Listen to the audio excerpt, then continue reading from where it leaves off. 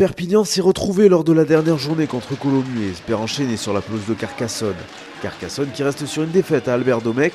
Petite pression donc pour les Audois qui savent que leur existence dans la première partie de tableau passe aussi par leur capacité à faire tomber des gros à la maison.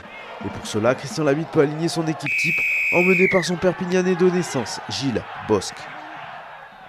Mais cela ne va pas empêcher les Carcassonnais de subir en début de match et d'avoir une première alerte à la 7e minute de jeu.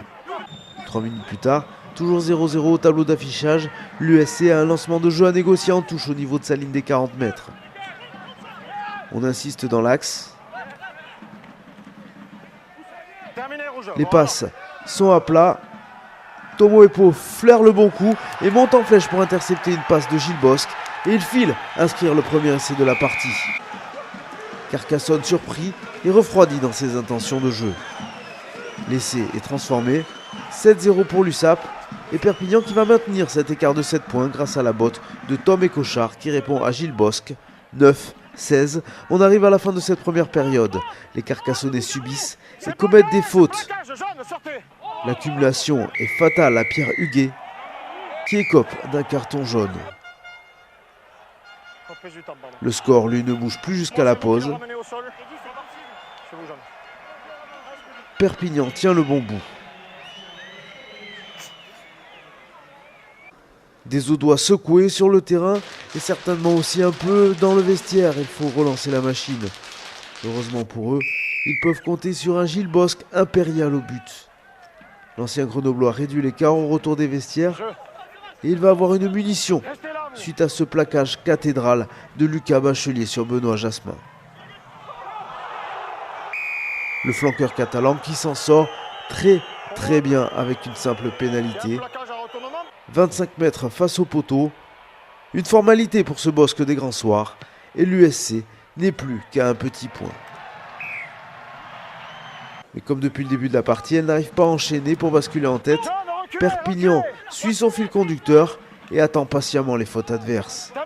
Et elle ne manque pas d'arriver, à peine entrée en jeu, Tuilagi est pénalisé au sol.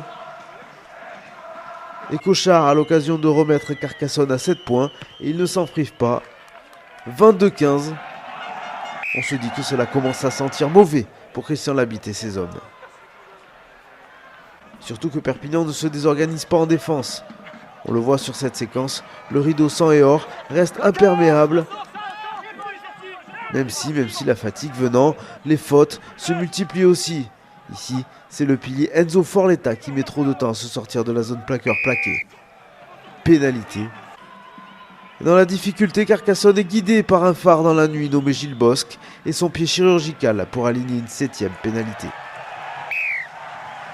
Un point d'écart, rebelote, et Carcassonne va évidemment pousser dans ce dernier quart d'heure pour aller chercher la gagne.